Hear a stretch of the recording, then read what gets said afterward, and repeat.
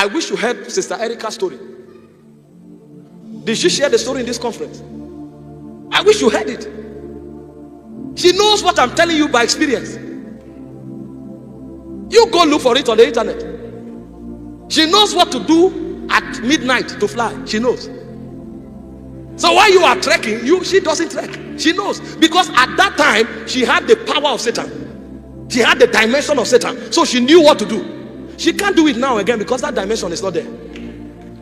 But now she has a superior dimension.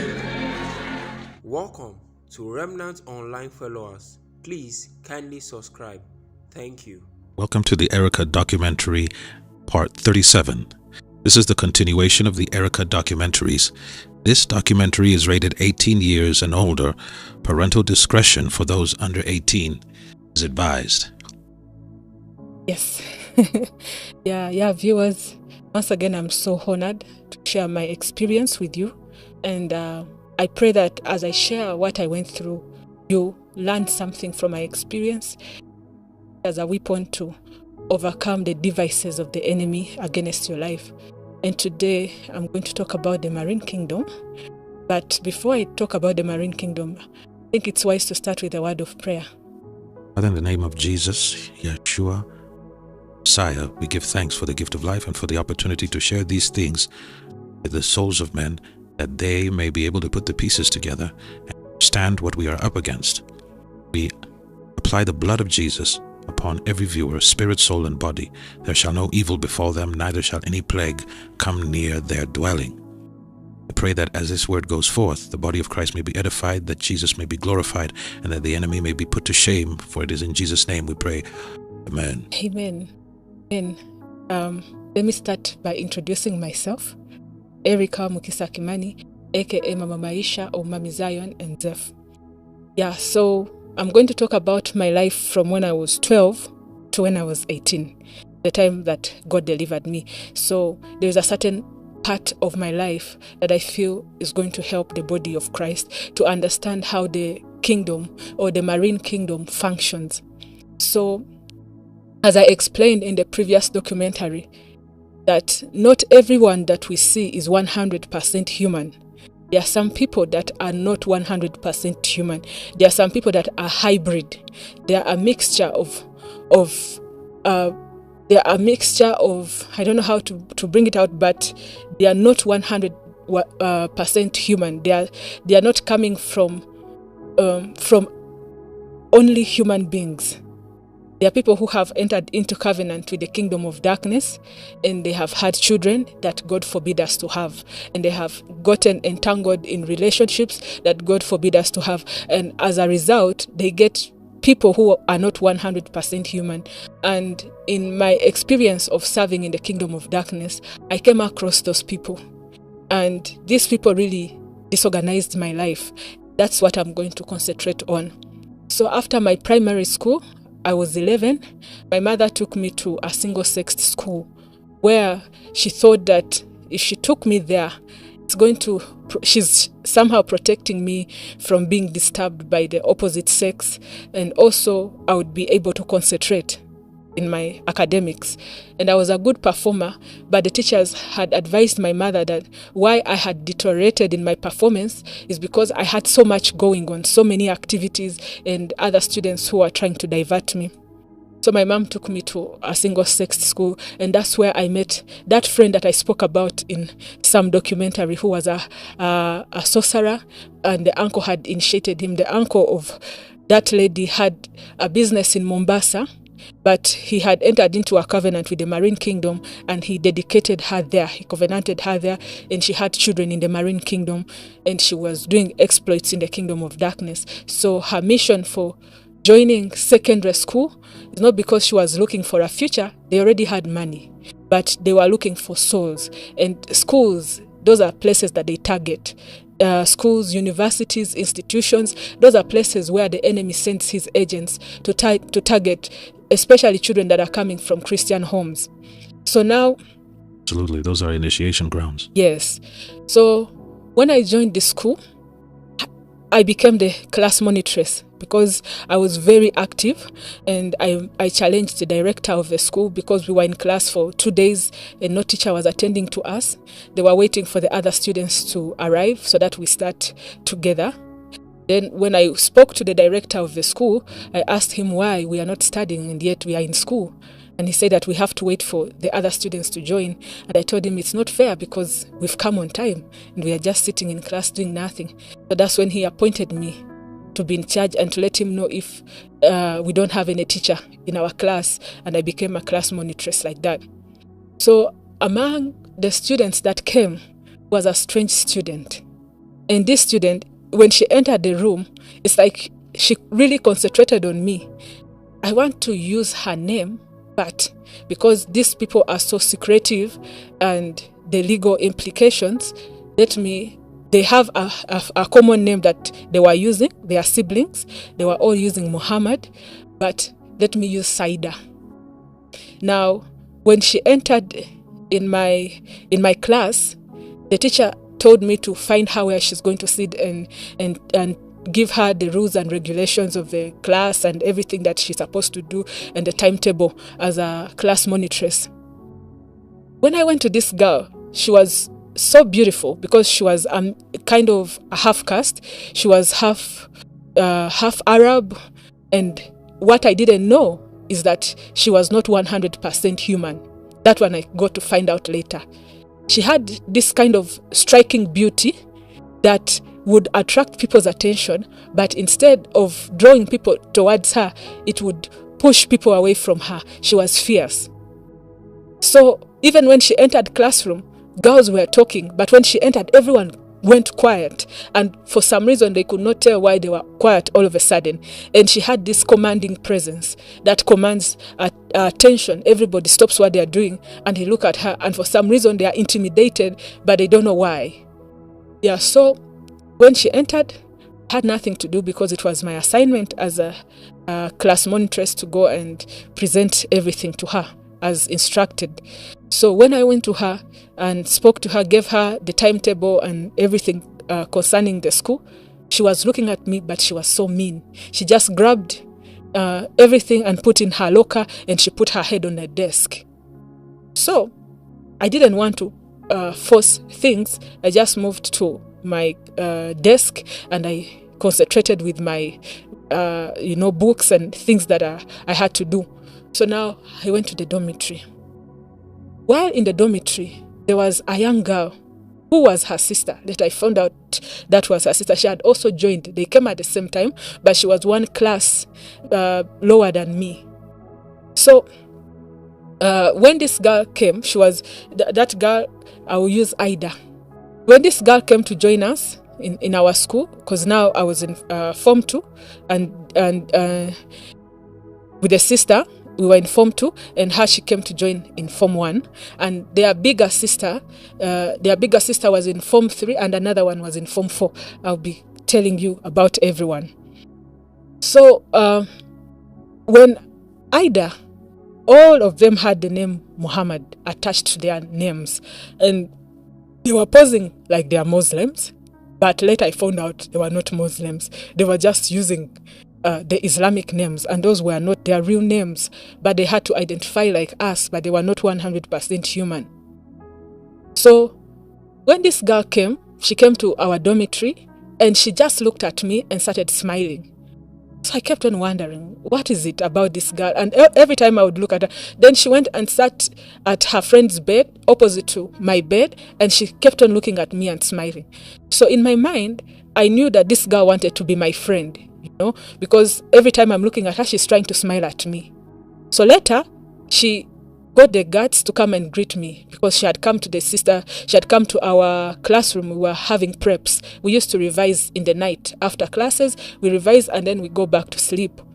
That was the school routine. Everybody goes back to the dormitory. When we had finished revising, she came to pick her sister, and now that's how she walked to my desk. And she said, "Hi."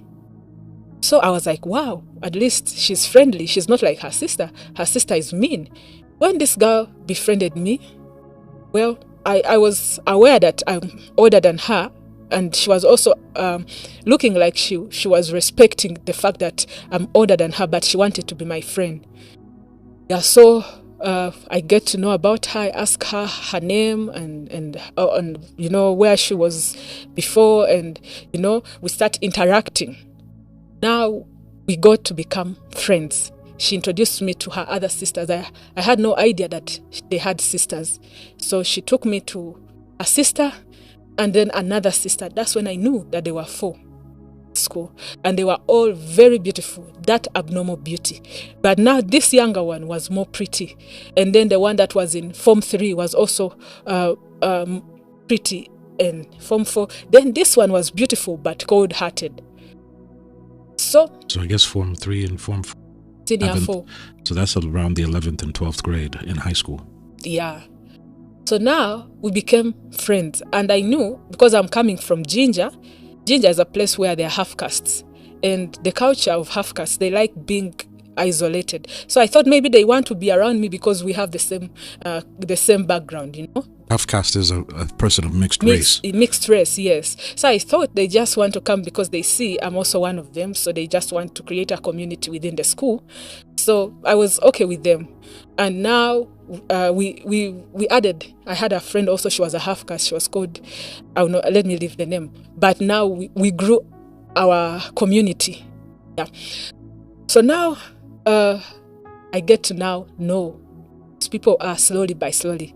This Ida girl decides that now we are going to be finding our way out of school on Fridays, and then we'll be coming back on Saturday. And how we planned it, we planned to pay the workers in the school to help us to escape and go and do whatever we have to do and then come back. The other thing I noticed, these girls had money. They were not coming to school to look for a future. They already had one, but they were coming on a mission, and the mission was to initiate other students and to sacrifice students, to do a lot of things that I later discovered. So now we started escaping. Every Friday we would escape from school, and with the help of the workers. And when we would escape, these girls had apartments. They had cars. It's like they had everything covered for them. Whereas I was coming from a family where my parents were struggling financially. So every time I would escape, I would go to their apartment. And while I'm in their apartment, this Ida girl treated me so well. She really liked being my friend. And I would share literally everything, clothes. I just go to her room and put on whatever I want to wear. And then we go. She had all the programs. We would go to different places. Now she introduced me to the life of going to the beach, of going, to club, that kind of lifestyle, that life of going to party, So the first person who had introduced me was my auntie. Now I'm meeting this person who's my age mate almost, and now we are getting along, and now she's introducing me to another world. So we used to go to certain beaches in Entebbe, and in those beaches we would go to have fun. Like during daytime, people are swimming, others are eating, but there is music being played in the background. There are people who are playing different kinds of games, others are taking photos. So one thing I noticed, when it gets dark at the beach, especially around 7:30, there are people there who guard the area.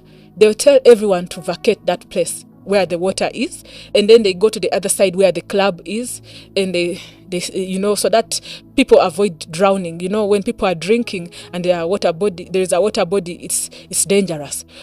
Yeah, so this girl, whenever I would go to the beach, I found out that she knew the DJs. The DJs knew her. And she introduced me to one Kenyan celebrity who is also not 100% human. And she kept on introducing me to different DJs. She kept on introducing me to people in her circles. So now one time, as we were at the beach, her 2 sisters, the elder sisters, they went to swim.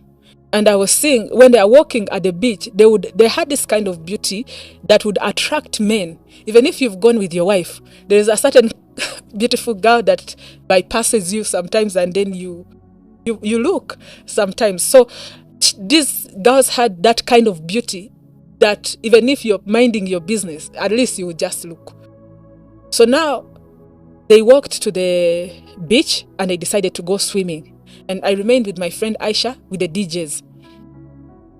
Then I kept on looking at the elder sister, the one that was a class above. She was having fun. She had people surrounding her, people looking at her because she was very beautiful. And she had hair falling to the back and, So got to a point as they were swimming, they went far in the water. And they continued going far. And I started getting concerned. I told Aisha, your sister is going far and that place is deep. She might end up drowning. Aisha said, my sister can never drown in any water body. She can never drown. I said, but it's dangerous because people have a place where they end when they are swimming. But this one is going very far and her sister is also going very far. So I started now becoming uncomfortable, looking at my friends, they are swimming and we have escaped from school. Should anything happen, it's going to also put me in trouble. And being a class monitress, I have to be careful. Even if I'm working with them to break or violate the rules, I know that if they are to punish, I'll be punished more because I'm a leader. Yeah. So I started looking at these girls swimming. And then they had this tendency. They would look at handsome boys and they had this kind of beauty that it would be difficult for a boy to resist them because of their beauty. So they would go with these boys and they swim. But I noticed that whenever they would swim, it gets a point where they dive and you don't see them again for a very long time. And then you see them again at around 8 in the evening. They have come to join you in the club. And they are looking all nice. They are smelling fresh. They are dressed in different clothes, not the ones that they went with in the water. I would expect them to show up when they are wet, when they are, that's how I would expect them to come so that they can go to the ladies and change. Remember, I had their bags. Hey. Yes. And the club is right there at the beach. At the beach. So they come to join us, but they are all dressed up. They are smelling fresh. They have a different bag and set of clothes. It's like they have perfumes, they have lotions, they have things going on. Like, what is happening? Is there something that I'm not aware of? Did they get a boat ride? Did they get out of the water without me seeing? But I remember very well, I was there with the DJ, because the DJs are the last people to leave. And now, by the time we are going to the club, everybody has left the beach. I did not see them come out of the water, So for me, at that point, it was puzzling me. So one time I got the boldness and I asked, this thing has been happening and it's puzzling. Where do your sisters go? And when Neve comes back, she doesn't even want to come near us. She's in her own world, So what is happening? So now, when I asked Ida, she said, at the right time, you will know.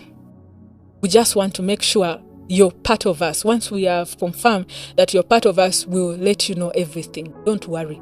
You will know everything. Trust me. At least me. Even if you don't trust them, you will know everything. Their lotions are so good. Their perfume smells so nice. But even if you go to any supermarket, you cannot find it. You cannot find... Their clothes are so unique. Even if you walk the whole boutiques in your area, you cannot find any cloth like that. They have everything that they have is so unique. So I kept on asking, you people, where do you work? Okay, is it that your dad is rich and he's providing? And where is your daddy working from? You have to find out, because they have everything. They are students like you, but they have apartments, they have cars, things. They have things going on in their lives. Yeah. So Ida said, you're beginning to feel uncomfortable with us, but now I am going to take you and show you. I'll first of all show you my mom. My mom is not staying here with us, but I want us to go and visit my mom. Then she said, our dad is a businessman. He's a businessman. And our dad, you will know more about him when I take you to see my mom. I'll give you the details of our dad and how we ended up here. Our dad is also not here. He's staying with the other rude sister. Yes. So we go to this beach in Entebbe.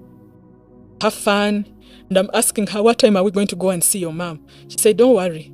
We'll go at around 9 to see my mom. At night? 9 at night, yes.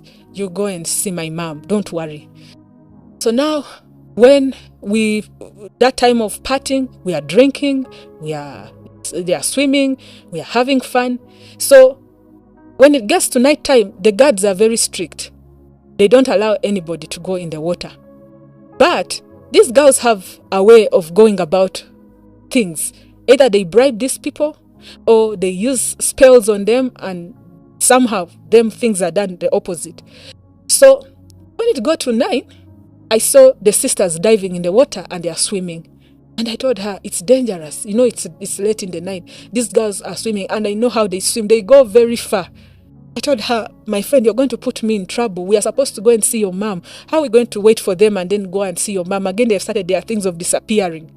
They said, no, it's okay. We can be here and wait for them. So we also started having fun at the beach, started having fun. And later she said, come and I show you something. So we walked in the water. We were walking, but you know, at the beach, there is that place where you walk and the water is coming up to your legs. And then you start seeing that it's getting deeper and deeper. So when it's got to a point that the water is in our waist, I said, what do you want to show me? I'm scared. I cannot move from here because I'm not a good swimmer like you and your sisters. I cannot swim like you people. I'm not going to go deep. And you know, that water, it brings waves, and sometimes they come and they can cover you or pull you to the extreme end. So I told her, I'm not feeling comfortable to proceed from here with you because I cannot defend myself. I don't have a life jacket, and nobody's here to save us in case I start drowning. I cannot proceed from here. So she said, it's okay. I wanted you to see 2 pillars. I said, the 2 pillars where? Here in the water? She said, yeah, there are 2 pillars that help you to discover who you are. I said, how? How can a pillar help me to discover who I am? I already know who I am, you know? So how can a pillar help me? She said, there is a pillar on the right and a pillar on the left. Now, the pillar on the right represents you. And she told me, it represents you in your human form. Now, the pillar on the left, it represents the spiritual version of you. So she said, once you go through the pillar, you will have gone through a ritual that is going to make you to be stronger than you are in your physical being. And there are things that you can do when you're in your spiritual being that you can't do when you're in your physical being. And why you cannot swim or do things like us is because you're in your physical being. So I was like, now, where is the pillar here? She said, if you make like 2 or 3 steps, you cross the pillar and then you understand. And she said, and then there is a gate that will open, and then you also be able to open your eye, your third eye. Oh. So now I kept on wondering, how is a gate going to be open, and how am I going to open my third eye, and how am I going to have the spiritual me and the physical me, and how am I going to be strong like them? You know, I could not understand her language because it was so deep. It was a spiritual language that she was using, but she convinced me. She said, you're not going to die. Just 2-3 steps is not far. So when I made the first step, I realized that I'm going down. And I made the second step, I was also going down. And then the third step, it pulled me, and I would now see like the water is here, but it's like I'm not drowning. It's like something is supporting me. And then a wave came and then it covered us. And I realized we had passed through the pillars. That time I'm getting down. So when the water was about to cover you, did you see any pillars? Or yes. I would feel like I'm stepping on stairs. Yeah, I'm going down and down. So when the water came to cover us, it pushed me past the pillars. There were 2 pillars on the side, one on the right and one on the left. And then I also noticed there was a star that she said that is a gate. And then there was a certain light. And she said that the third eye, it helps me to see things, but in a different way. And I'll be able to understand. I'll be able to see things differently, like them, and also now freely interact with her and her people. Yeah, so now I found myself in another world. And how I can describe this place? You were wet when you were walking in. Yes. You were covered in water. Yes. You were even covered by the time you entered in through the 2 pillars. Yes. But now when once you entered that place, through the pillar, I could not feel any water anymore on me. It's like the water was above us and we were below it. So now, I'm now coming in reality with who my friend is. And for her, she's at home. And what did that feel like? I was so scared. Didn't know if I've been trapped forever. Again, the second time.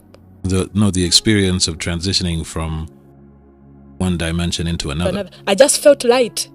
Like instead of drowning in the water, I was feeling like there is a force that is supporting me until we were covered.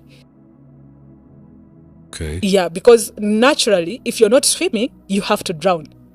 But now when we went there and I stepped on those steps and the water is strong and on our neck, instead of drowning, I was feeling like something is holding me, supporting me, and I'm floating. Oh, okay. Yeah. So she said it is a ritual that I'm going to go through, and then I will be able now to interact with her family members.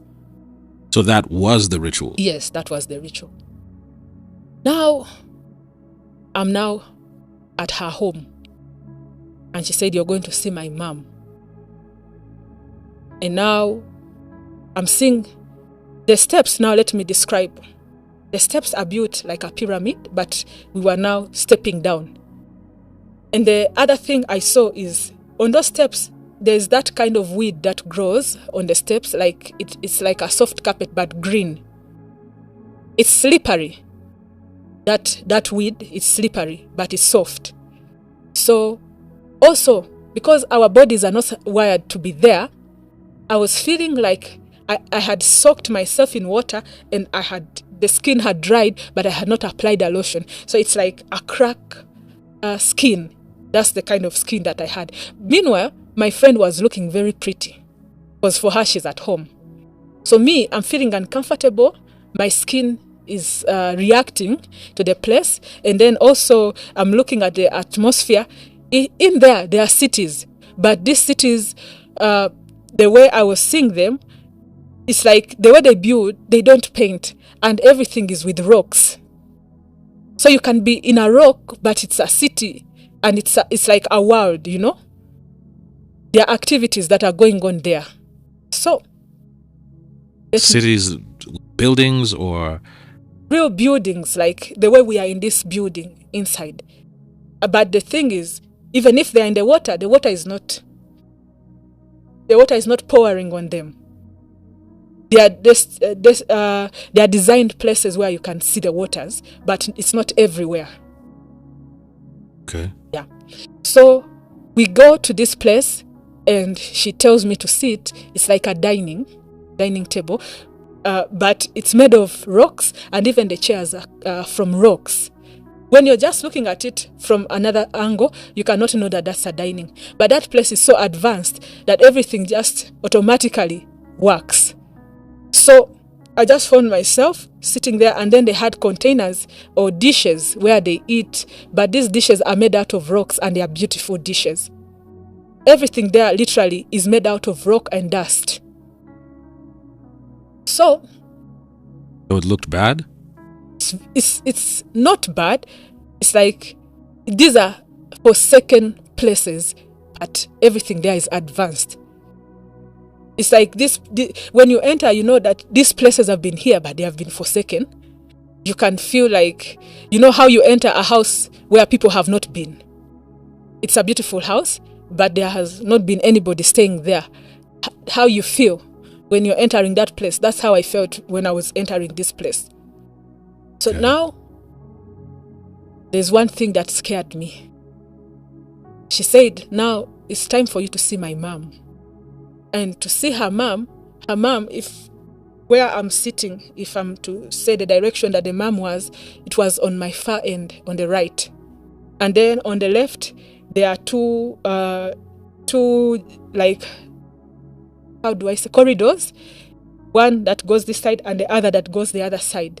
So she said, you're going to see my mom, then you're going to see my sister's mom, the one that is rude, my classmate. You're going to see her mom. But that one, it will depend on if my sister is willing to be your friend. Because as it is, she seems not to be interested in your friendship. I don't know why, but she takes a while to accept people in her life. She doesn't just accept people, but I'm going to convince her to be your friend. Okay. So now, the thing that shocked me, saw very handsome men in that place. They had been enslaved. Very handsome men, young men. They had been enslaved. And now that is as we were going to see her mom. These men were in chains. And some of them were free, but it's like they had forgotten who they were. And they were working and serving. They were rendering service to her mom. And she said, my mother is the mother of the sea. And many people consult with my mom for wealth. So my dad was a businessman. And he started consulting my mom for wealth. And my mom gave my dad wealth. But my dad betrayed my mom. So the dad went intimate with the sisters. And then that's how the other classmate of mine came into the picture. And when they found out, they decided that a human being cannot be the reason as to why they separate, because them they are united. Sister. Saida's mom. So now, when this happened, they decided that a human cannot be the reason as to why there is division among them, because they are united. So what they decided to do is to enslave him. But he had children who were 100% human, and he had children who were hybrid. And that makes them, and she said that all of them are named after their dad, and they're all called Muhammad. That's their dad's name. And that's how they are able to identify themselves. And that's how they are able to also be beneficiaries of the businesses. That even if he's not there, they are running the businesses and they are beneficiaries. They have lawyers who make sure that every child gets a percentage from the wealth. And even the women that they have to also be able to, he had to be able to help their siblings, their human siblings. And she mentioned to me, about her companies. And I'm going to tell you about her companies, because at some point my brother also went and worked in their company and he didn't know. And I told her to fire my brother. I said, please don't involve my brother in this. At least fire my brother and find my dad employment. And that's what they did. And they got my dad employment, and my dad was so excited he didn't know. He didn't know what we had done. Yeah, so now she explained that to me, and I started now fearing. Fear entered me. I'm like, with Majini, with people that are not people, because people have been hearing of stories of those things at the coast, people that half fish, half human, and they think it's just stories, but these things are real. These beings exist. I saw a mother sitting in a pool. I will not say it is a small swimming pool like the ones that we are used to. When we say a pool, a person can imagine a small swimming pool, but a pool in that like where we were is a world, but that looks like a pool because it's partitioned. It's the partition place that I saw water, and there's this being that is half fish and half human sitting in that water, and the tail flows all the way from where she is at the end to where we were, so she would even flap the tail and splash some water on the daughter. Now, how big was that room? Wasn't a room. The whole place, because it's covered, it's under, it may appear like it's a house or it's a room, but it's beyond a house. It's so huge. It's a wide place. It has many departments. It has many places you can go, and you can be in the same place and not even see each other because it's a big world under there. Like there are factories, there are laboratories, So it's like a huge cave? Yes. And everything is like, as I explained, everything is like in rocks. It's made out of rocks and dust. What is the general color in that? The color of the rocks? Brownish and grayish and greenish. That's the color there. And the greenish is for the water plants. Because those beings also have herbs.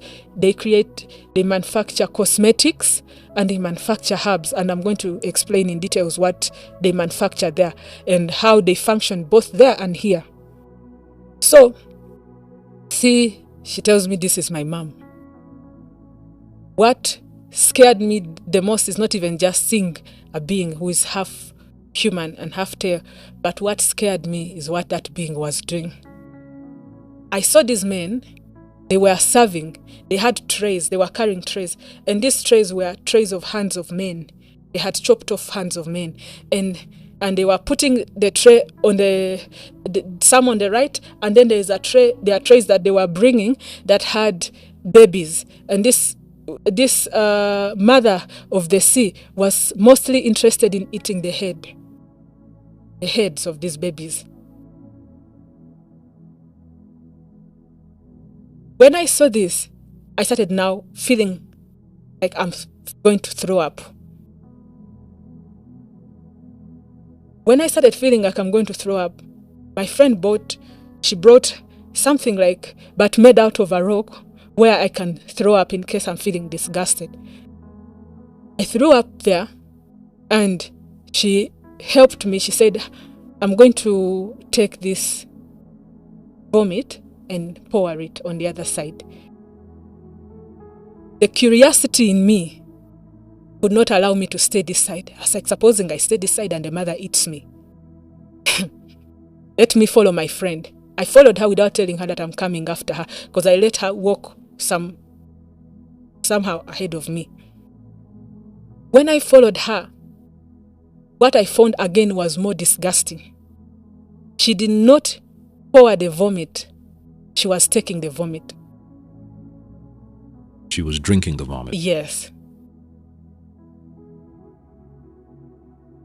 It was so disgusting that I came back and I sat on the table where we arrived. The first place I told you how I was given a seat. And I sat there and I started banging my head. I'm like, now what have I entered into? Where am I? When am I going back? What if she's, after the vomit, she's coming to eat me? Is this it for me? Will I ever see my people again? I started now thinking so much. And as I was thinking, then she told me, this is our family. This is my sister. Forget her aggressiveness. I brought you here because I'm interested in working with you. I have a career that I'm building there. I'm going to be a model. And I also have a cosmetics company. I have a fashion company. So I get some of my materials from here, and that's what makes my things unique. And she started explaining to me. There's that girl, the girl that I called Claudia in the other documentary. She said that girl works for us. She's the health prefect, the school. She has access to the sanitary towels. We gather all that, and then we also use it as part of the material. And then we squeeze out the blood, and we use it as part of the material. I mix with the herbs, and I do very good skin products. She said, I have a laboratory. Forget about my mom and the naked men that you see. That one I'm trying to not to go in depth because I know there are children that watch. Oh, those men were naked? They were naked, very naked as they were born. And those men were helping them to multiply, because what they want to create a kind of children that can survive both here and there in their world. So now, if they mix with a human being, there are chances of them having a full human baby or a baby who is half tail, half human. So if they have a full human baby, after the baby has matured, they bring the baby here. And the baby lives among us and they grow. So there are some people that are not 100% human. And those are the people who are influencing in business and they are having big positions in power. They are the ones that are positioned in high places. So now, she explains to me, she says, I'm going to start now a beauty company where I'm going to bring things that I believe are going to sell. And I said, what are those? She said, I'm going to sell implants to enlarge people's body parts. For women who want to have bigger breasts, bigger hips, if you want to add something to your body, I'm going to bring those implants. But how we work is this. I don't appear anywhere. Me, I'm behind the scenes. I use celebrities to be the face of my product because I don't want anybody to know that I am behind this and I am the owner of this. So even the one who poses as the owner of that company is not the owner. I pay that person to be the face company. And then she said, now I'm looking at working with you because I just liked you. I want to work with you and I'm willing to pay you and I will tell you what we want you to do for us. But for now, I'm just introducing you to who we are. So I said, okay, now what else do you collect from us? And why are you interested in blood? He said, we are not only interested in blood, we are interested in the human ovaries, the womb of a woman, because we are also interested in the fetus. We are also interested in the sperm, in the seed of a human being. We are interested in anything that leads to the life of a human being. And once we attach that to our product, there's no way they can resist because there's power in DNA. They just find themselves addicted to our product, but they don't know why. And that's what makes us to stand out in the market. Now, I said, okay, so what do you do with all these products? You say the fetus, you say the ovaries, you say the blood. How does all this work? And she showed me even the babies that they kill. She showed me how they grind those bones, how they mix it with their powder. She showed me how they make those nails, the powder for the nails. She showed me how they mix acrylic nails. Yes, the powder that makes some of those nails. She showed me how they get the blood, how they mix it with that some of the paint that we use for our nails, the ladies. They explained a lot about cosmetics that they create there. Not every cosmetic, but some of the cosmetic that they create from that kingdom. So the only way to know is through prayer. You pray over everything that you buy because there's no way of differentiating which one is coming from where. But one thing you have to know, any product that you see a celebrity promoting, especially those secular artists, promoting that cosmetic, they are promoting that powder, they are promoting that lipstick, they are promoting that product, just know where it's coming from because their product is very different from the normal product. It's original. It has this expensive look and feel to it. Yeah, so she now starts explaining and things start making sense. And she said, I'm working with celebrities and we are going to bring it. We are going to bring our items and it's going to sell. And indeed, she started a beauty company that sold. She made millions of money because the celebrities were promoting that product. But at a certain point, women started rotting. You go and they enlarge your butt, and then the butt starts rotting. The breasts start rotting because it's from the marine kingdom. So they don't show you the side effects. They show you the beauty. So, and then it's a lie because they get people who are already beautiful, people who already have the curves, and they lie to you that they also use their product. Yes, so the kingdom of darkness survives on lies. So this one who wants to be like this celebrity will also go and try the product so that they look like the celebrity. And before they know, they are rotting. Meanwhile, the more the people are dying, the more these ones are making money. And you'll be surprised. You'll be wondering why the governments are not shutting down such businesses because they are selling things that are harmful to humanity. But these people are positioned in high places. You can start a company that is making Vaseline and is shut down the next day because it has not been licensed. And yet your product is nice. But theirs that is killing people and there is evidence. There are people who are guarding it. So they are positioned in high places. So she explained this to me and she said, now, even if we have all this set up, I don't want you to think that we can be successful on our own.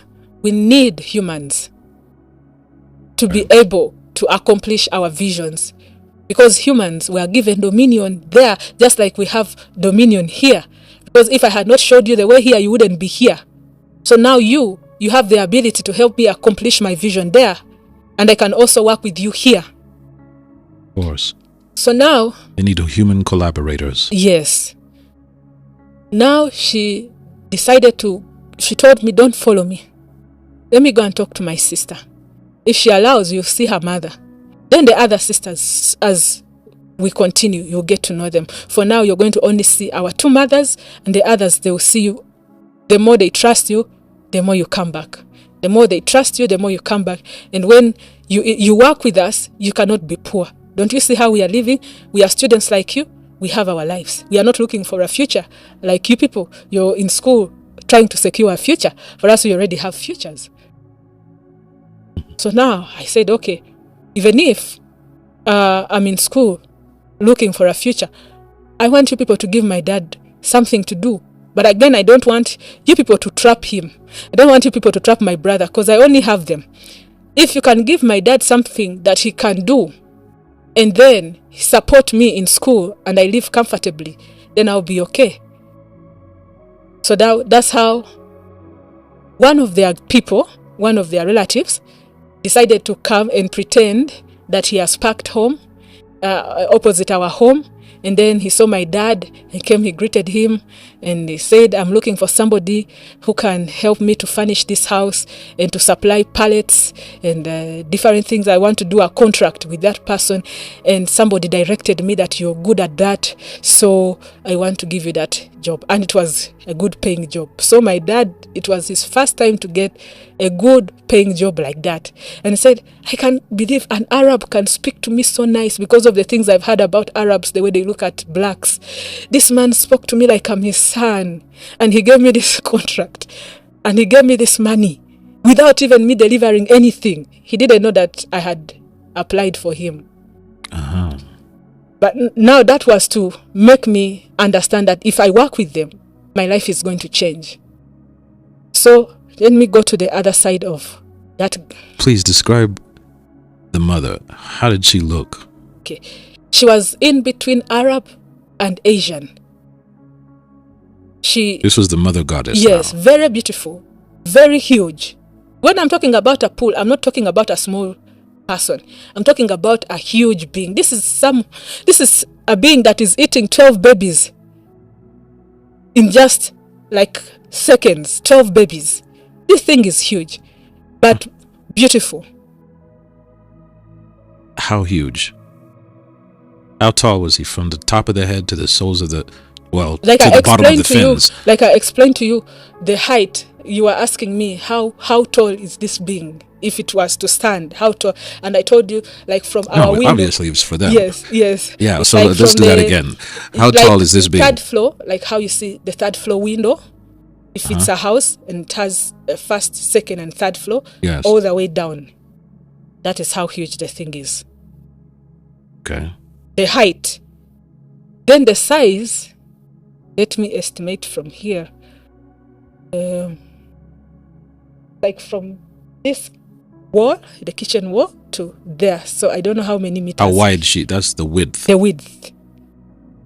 So she's about as wide as the average living room. Yes.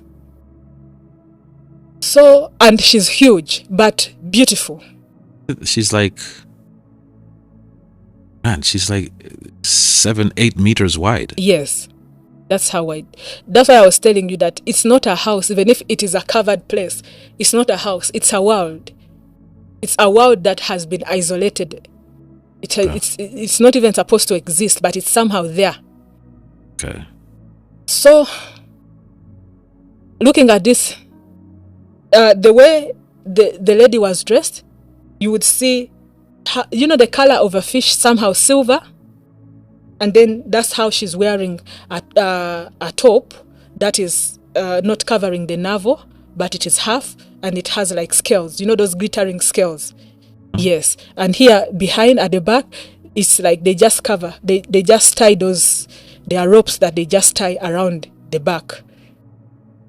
And then the other thing I noticed is the color is in between Asian and in between, like as if you could think it is an Indian and Arab. It was confusing. Yeah. So, said, that's their mother. That's the mother of the sea. Did she speak? Did she say anything? She was speaking to the daughter, but she did not speak to me. They have their own language that they speak. So you Yeah. did not understand what she was saying. And how they speak is like how you see. Have you ever seen an upset cat releasing a certain sound? Like it's upset, it wants to attack you and produces a sound like something like that. Huh? So that's how they speak. You can hear that they are communicating, but you cannot understand what they are communicating. The hair, it's from the head all the way it floats on the water. It has very long hair and curly, beautiful hair. So she decides that I go and see. Now the other mother has allowed me to go and see. And we go to the left side. As I explained, there is this side where my friend went and took my vomit. I've never forgotten that thing.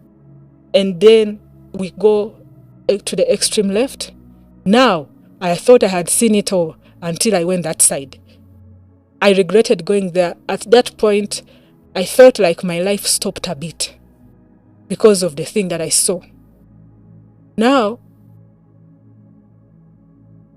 I see this being that down is a snake, up it's human. Down is a red snake. Up it is human. It has a golden crown, like a queen. It's sitting on its throne, and the tail covers the pool where it is. Almost the same size as the other one, but a bit smaller. Then, the hair, sometimes it would coil, and then you would see like it is forming serpentine heads. Sometimes the hair falls to the back, and it covers the pool. This thing is so scary. The tongue, when it's talking, it comes out. You can see like a normal tongue. Sometimes it splits. So it's not one. This is, I don't know how to explain. It's very scary. And then what is calming this thing down? The fact that it's in the pool with my friend, so it cannot come to attack me. My friend Ida told me, by then she was my friend. She told me, if my sister goes there, you will not be harmed. But if my sister leaves that pool, even us, we don't go there anyhow. This thing is not friendly, and that explains to you why my sister is like that, because that is her mom, and that is how they are. But the fact that they have allowed you to come, they have accepted you. Okay. When this thing saw me, it started making a certain sound. And as it started making that sound, now that's when I started, it's like it was communicating to me. But now in the spiritual realm, you're able to understand everything. You're not limited like here in the physical realm. Okay. Now, the other one did not communicate to me. This one here communicated to me. And the most annoying part, she was holding a very huge golden mug full of human semen, and she was drinking. How did you know that there was semen in there? When she was communicating, the things that she communicated to me is now how I got to understand everything that was happening. She told me that for them, they don't hide. Their mission is to kill men. Because there will be enmity between the seed of a woman and a seed of a serpent. And she said their mission is to target men. And she has daughters, adopted and biological daughters, that she has sent out to go on that mission and fulfill it for her. And she's so proud of her daughter, the one that we are studying with, because she does that mission very well. And to prove to me that she targets only men, she was drinking the semen. She was showing me the mug that has the semen. As she's producing that sound, you can understand everything that she's trying to say. And she says she attacks men in every way possible. In dreams, she attacks them. She appears like a beautiful woman, and she causes men to have those wet dreams, and they wake up feeling defiled, and she steals their destinies, their sweat, and their energy. She says she drinks their semen and their sweat, and she enjoys doing it. And she told me that if anybody does it for her, she's willing, even if it means to give that person the whole world to do it, she's willing to do it. Because once you accept to work for them, they enter you, and then your face is what they use to seduce men and lure them into their trap. So you've seen those celebrities that men look at and they go and start masturbating. Yeah, so she explained to me everything. And she said that they are in a position of making people powerful, successful, as long as they help them to accomplish their mission. And their mission is the enmity between their seed and the seed of a woman. And she said, and these people that come to work for them, when they are aborting, they are also helping them to accomplish whatever they are supposed to do, because they don't want any seed coming to life, any seed coming from a woman coming to life. So even in that mission, when a woman gets pregnant and they decide to abort, they are sacrificing to their kingdom. And then they survive on the life force, on the energies of those innocent souls that have been killed innocently and prematurely. And she said, we still enrobe men's destinies. And that's what we want you to also help us do, accomplish, because we cannot do everything on our own. We need the help of a human. Now, with me, I'm not interested in men. How are you people going to start using me to trap men that I'm not even interested in? I don't want relationships, because by then I was not interested in men. I don't want relationships, and I don't see how I'm going to help you. You were still in high school anyway. Yes, I was still in high school.